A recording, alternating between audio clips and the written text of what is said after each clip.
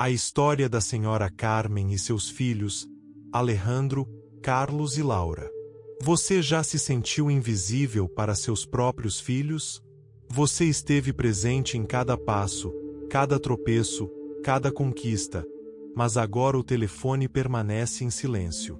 Suas palavras são interrompidas. Seus gestos de carinho passam despercebidos. Como se você não pertencesse mais. Não é raiva que você sente. É algo mais profundo, tristeza, decepção, uma ferida que não sangra, mas pesa muito. Muito mesmo. Se você se identifica com essas palavras, saiba que não está sozinho.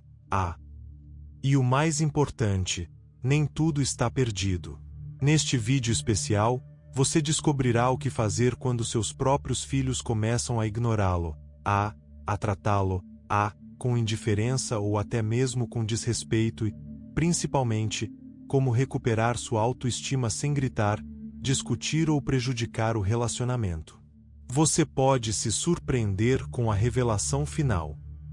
Antes de começarmos, preste muita atenção a esta história, pois o que a senhora Carmen passou pode ser muito parecido com o que você está vivenciando agora. A senhora Carmen, uma mulher de 66 anos, sempre fora o coração da família. Forte, generosa, com um coração aparentemente infinito. Depois de anos trabalhando e cuidando de todos, sonhava com uma velhice tranquila, cercada pelos filhos Alejandro e Carlos, e pela filha Laura, compartilhando momentos e sentindo-se valorizada. E por um tempo, foi exatamente assim. Os encontros familiares eram frequentes, os almoços de domingo repletos de risadas, e mesmo que as conversas girassem em torno dos netos ou do trabalho dos filhos, ela ainda se sentia parte da família.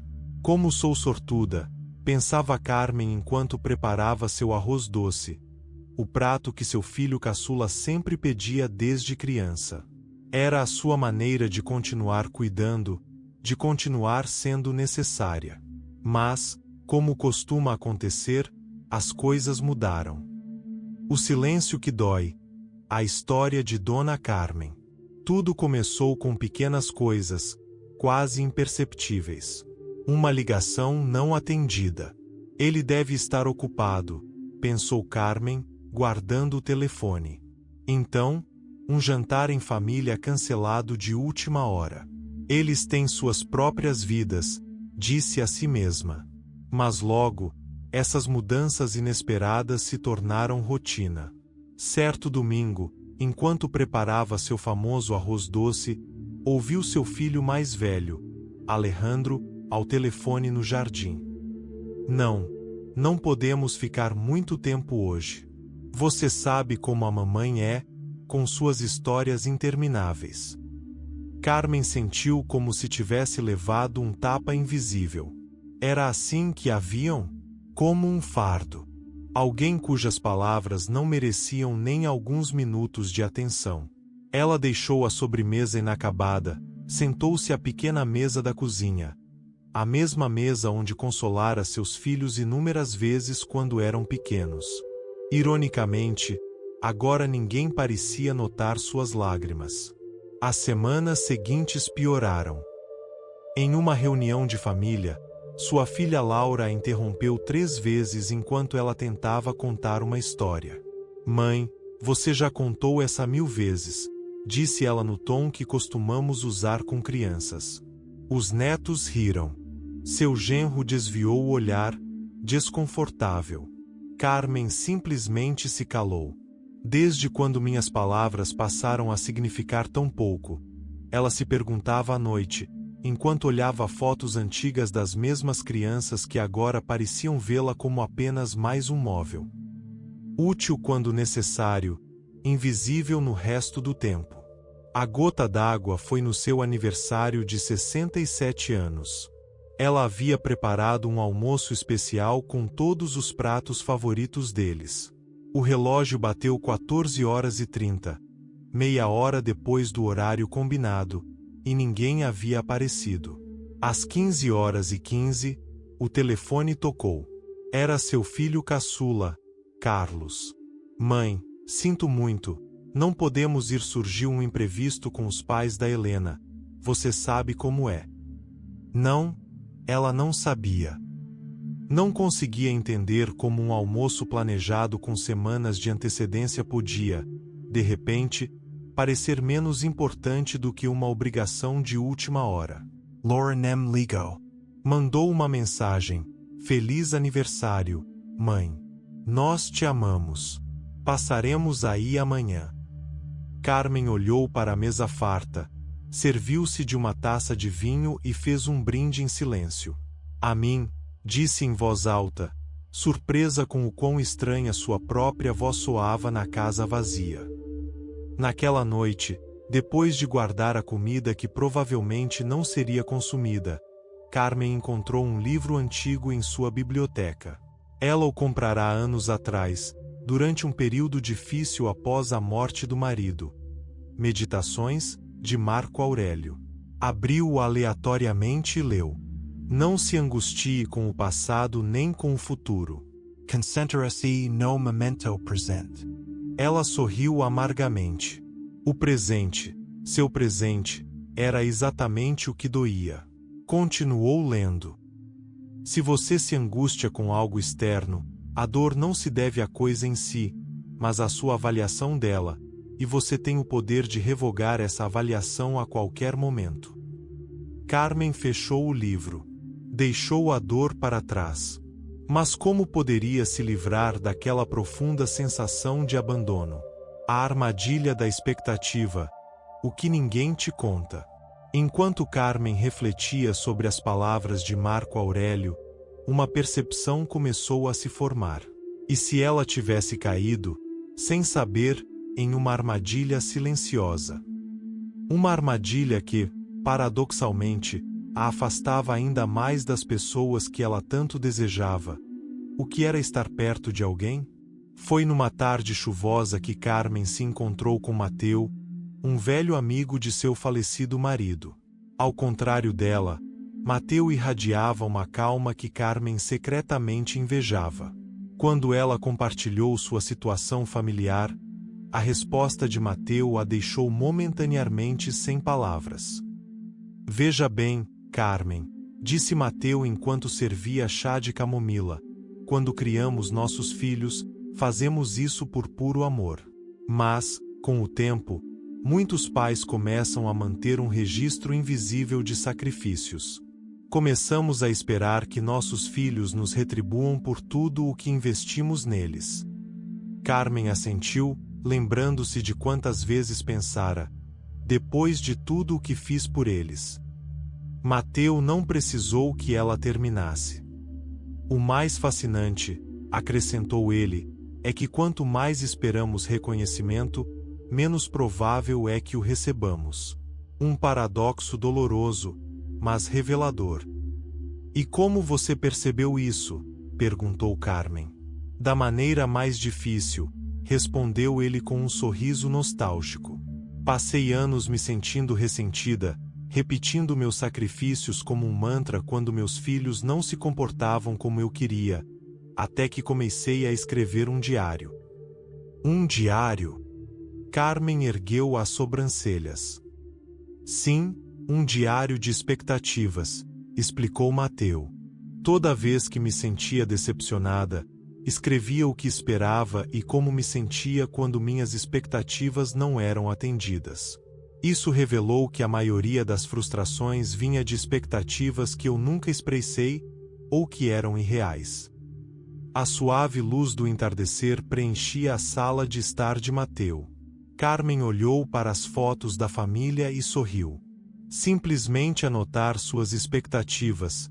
Esse é o primeiro passo. A verdadeira mudança veio depois. Parei de lembrar meus filhos dos sacrifícios passados.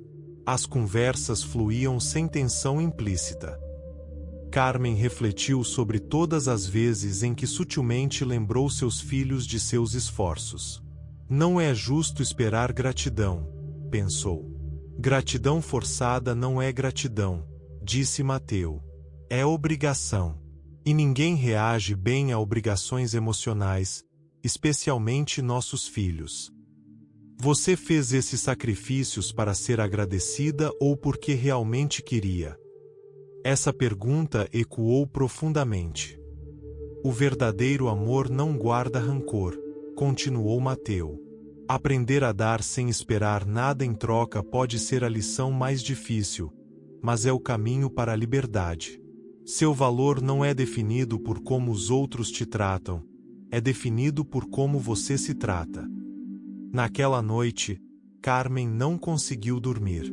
Ela repassou mentalmente as interações com seus filhos, percebendo como suas próprias expectativas os haviam influenciado.